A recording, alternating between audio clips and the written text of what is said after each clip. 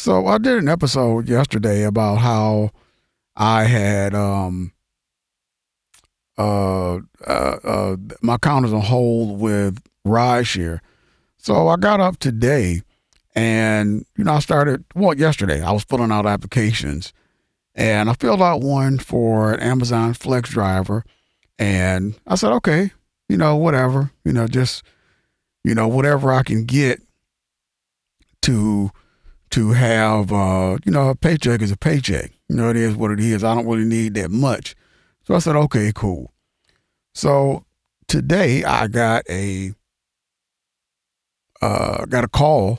First there was a message on Indeed. Then I sent them a text message, and then they sent me one back. And then they called me, and we did the little questionnaire, whatever, over the phone. I have an interview next Tuesday, I believe. But my point is this: when you finally get to a point to where you want to make a decision as far as something that you just, you're just tired of, you know, and that was, I don't know, I think I'm finally seeing rideshare the way it is because, to be honest, when I did the math, when you take gas out and things of that nature, it's only you put in your pocket about $800 a week, which is the same as what I was making at the railroad. Same as, more than likely it's going to be the same, maybe $100 more, maybe from Amazon. But the difference will be is that they will be providing the vehicle, the gas, the phone, stuff like that. With Uber and all that other stuff, I'm providing the vehicle, the insurance, the phone, everything. So, the more and more you look at rideshare, the more you start to see all of this kind of stuff and look at it like, huh, I'm really not making that much money. It seems like it because you're getting all your money. But when you take out all the expenses and you actually look at the gas and everything like that, and not to mention if you have one breakdown, that's how much time you have to take off. Plus that amount is coming straight out of your monthly pay. So that's another thing too that you have to keep in mind also. But I'm glad that I was finally able. Haven't got the job yet. I got the interview and everything, but I'm glad I was finally able to make that move and not sit around and be stressed out about not working for rideshare, and just started filling out applications and just said, okay, I'm gonna go ahead and make this move, and I'm not gonna worry about whether they deactivate me or unhold my account or whatever they do, 'cause I'm just done with it, and I was, and it's also trying to get my car back up and in presentable condition for these people. And, it's just, they want to know, people will get in the car and they'll ask you, what are you drinking? It's like, it's almost like you want to tell them none of your business, but usually they're going to report to Lyft, and then Lyft is going to, penalize you because you made them feel uncomfortable or whatever. So, that was, I think it's a weight off my shoulders. So, that's definitely a good thing. But like I said, with Lyft, I mean not with Lyft, with Amazon as an Amazon delivery driver, I'm sure there'll be a couple challenges with that too, But the main thing is basically, it's just me. Got my truck. I'm delivering packages. I don't have to be there till 10 o'clock in the morning. It's like 10 o'clock in the morning till maybe 8 o'clock at night. That's fine because that gives me more time in the morning to get up, have my breakfast, drink my coffee, get ready to get out there. There's 3 days a week plus one weekend. You can pick Friday or Saturday. That's a good thing.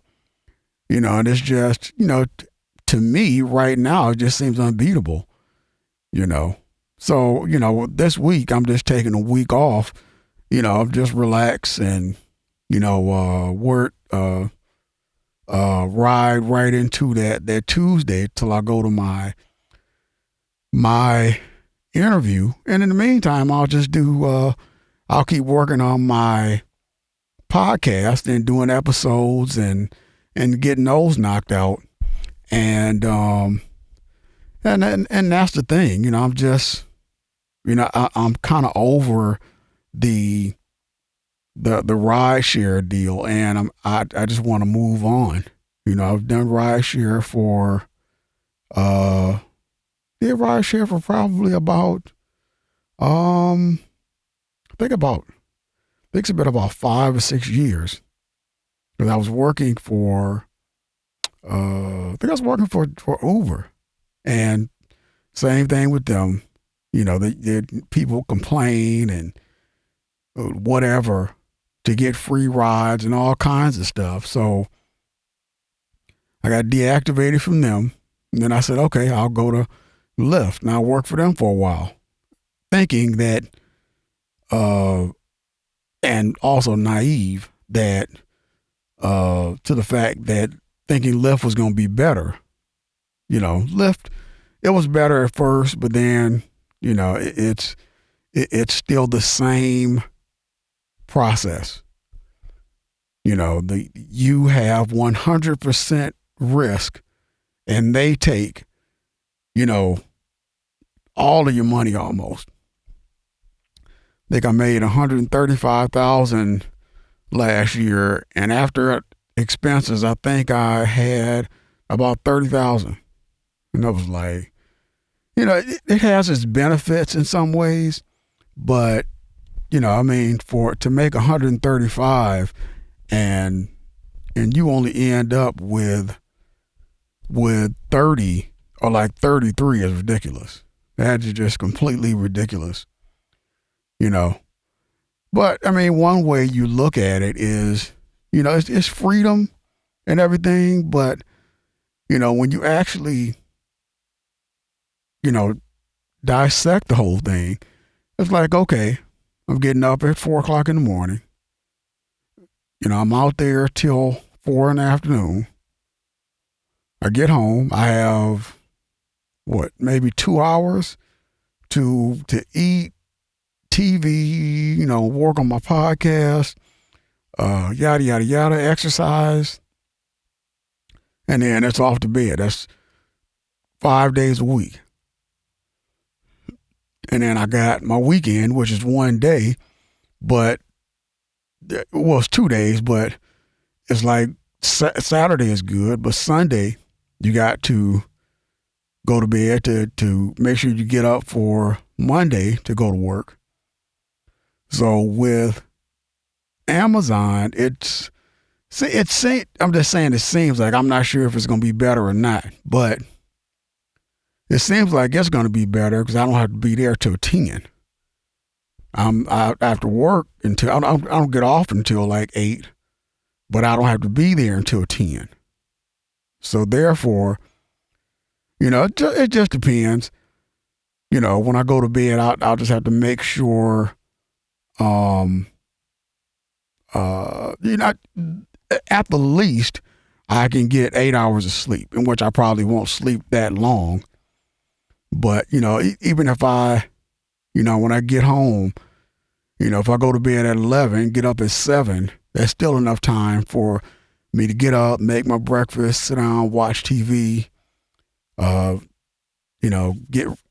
get ready to go to work and still, even if I leave at 8:30, whatever, I can still, make it a habit to, get to work on time and I'm good, and it's just, me, the truck and those packages. So that's kind of the thing that's kind of the thing that I'm looking forward to because, with, a Lyft or Uber, you're dealing with passengers. So therefore, you're dealing with somebody who's basically judging you. You're every person that gets in the car, you're under a driving test. And it's crazy because they act like this ain't the way they act like they drive better. Half of them, something happened. They're pissed off at the other drivers. They're pissed because you're going the wrong way. They're pissed because you ain't going fast enough. They're just mad all the way around. Half of them don't have licenses, but, they'll file a complaint with Lyft over the driver for unsafe driving. They'll just hit a button because they want to get a free ride. It's like it is absolutely crazy. That they have. We've gotten to a point that we have no disregard for somebody else's way of life. All because we want to get a free ride. And the ride wasn't nothing but $6. But we'll go and turn up, at the club and spend, couple $100 easy flossing. It's like, what's wrong with that picture? We have no appreciation for money and no value and just, our decisions are just messed up sometimes, and don't get me wrong. I'm not saying I haven't made some, unsmart decisions, or unfinancially smart decisions.